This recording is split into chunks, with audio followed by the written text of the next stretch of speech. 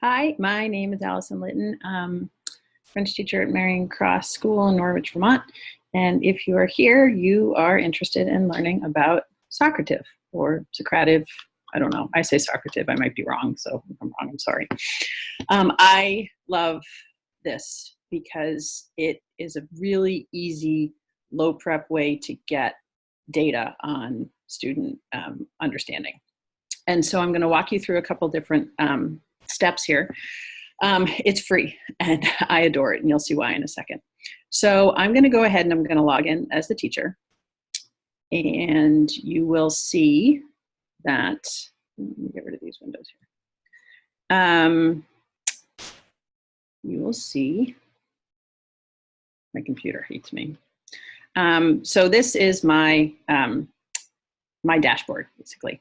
And I customized my room name to MCS French, which is what everything in the whole world I have is other logins, mcsfrench.org. It's just easy for the kids to remember. And I'm going to show you what one of these quizzes looks like. So there are a lot of different ways you can do it. I don't really do space race very often. It's just, I just kind of default to a quiz. You can do a quick exit ticket. You can do super quick, just one question dealies. But I'm going to show you one of my quizzes. So I'm going to show you this one, Bonhomme de Neige. It's all about a snowman unit that I do with my 6th graders. I have a blog post about it at cicanteach.com, the letter C and the letter I can teach. It's one of my favorite units ever because there's just so much that I can do with it. So I'm just going to scroll through this so you can see the kinds of questions that you can do. I chose these are short answer. And basically in the snowman unit, we do 2 movie talks as part of the unit. And so both of them have to do with snowmen. And so these sentences basically just say, which movie did this take place in? So I have, and I took out some of the character names or the descriptions because if I said the little girl, there's only one video with the little girl, so that would give it away. So that's what those stars are. So if we scroll down, true, false questions, pretty straightforward. Then I have some fill in the blank. And, you know, I have a couple possibilities in case the kids don't put the accent marks in or things like that. So those are fill in the blank. And then you can upload images. And so I uploaded images and the kids have to choose the sentences that match the picture. And as I tell them, it's possible that there's more than one sentence that goes with the picture. So that is that. And I think that's the last kind of question on this. Yeah, you can see these movie talks are adorable. They're some of my favorites. So I'm going to go ahead and I am going to go back to launch. And I'm going to launch a quiz. Yes, I don't know what the current activity is, but I am going to launch my snowman. Can I move this? There we go. Okay, so I've selected my Bonhomme de Neige, and then I click Next. Now, there are a couple of ways that you can do this. Instant feedback means that the kids know right away whether or not they got the question right. I always require the names, obviously. You can shuffle the order of the questions, you can shuffle the answers, you can have their final score shown. So that's what instant feedback is. Open navigation means that they can choose, they can answer question 1 and then jump to question 12. And then if they realize, oh, wow, there's kind of an answer to number 1 and number 12, they can go back. So they can choose the order in which they do that. Again, you can shuffle answers. You're not going to show question feedback because they can go back and fix their answers. So you don't want to do that. Show final score, another possibility. Teacher paced. That basically just means that I control when they get the next question. I rarely do this just because, I don't know, I don't have a time limit usually on these. I want them to be successful. And so I'm not going to necessarily go and restrict the amount of time that they can spend on this. So I'm going to just go with instant feedback, but I'm actually going to deselect show question feedback just because I don't know why. I do that often. And we'll shuffle the questions and then we'll shuffle the answers. And then I'm going to choose start. Okay, so this is the screen that I get. And so if I were to go to the home page, now I'm a student, okay? So student login.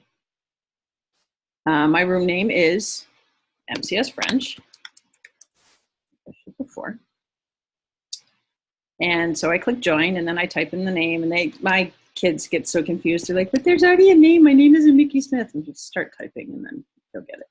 So I'm going to do Allison. Now, you can also do this on, it is also an app.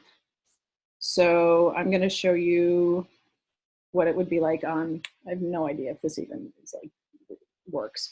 I'm going to do the same thing. I'm going to do MCS French as my, if I spell it right. And then I'm going to enter my name, and we'll do Al for this one. Okay, so now I have exactly what, oh gosh, oh, there we go, maybe a little bit. So I have a question on my screen. So I'm going back to teacher mode here. Okay, so this is what I see. I see all the kids, and I see how they're doing. So I'm going to go through these and just answer a couple questions. I'm just going to do randomly. I don't know what I'm answering. I don't even know.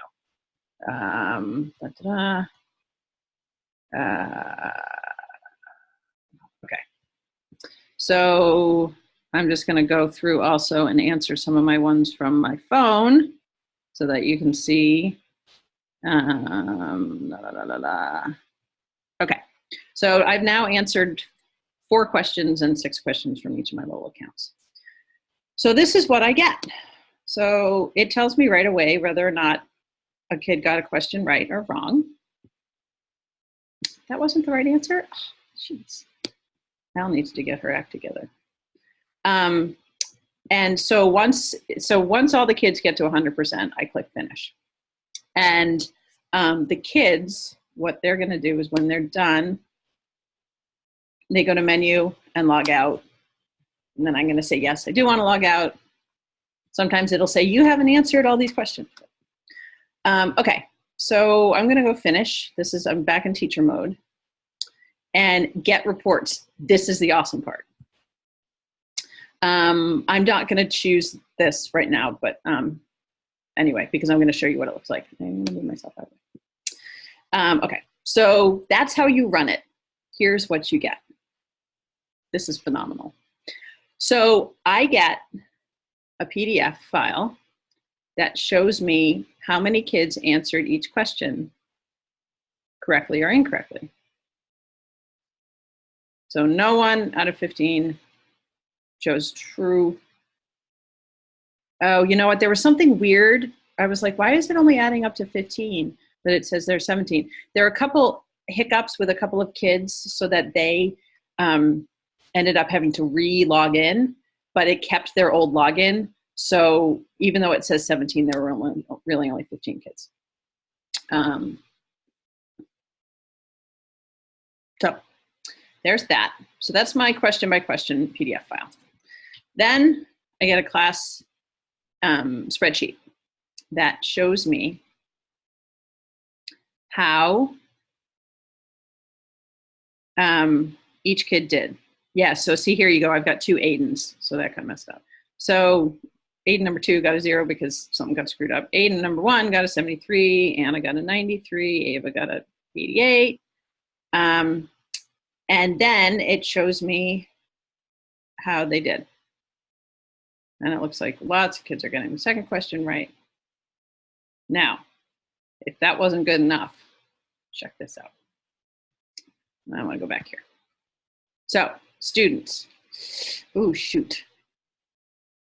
Well, let's see what happens here. So this is an individual PDF for every kid. I'm just going to do this one because this is Anna. So Anna got 93. She got 37 out of 40. I can look right away to see which one she got right or wrong. That's for every single kid. So as you can see, this is a pretty amazing assessment tool, and it's free. So if you have any other questions about how it works or want to know more, let me know. Shoot me an email. And I hope that's helpful. So go make some quizzes.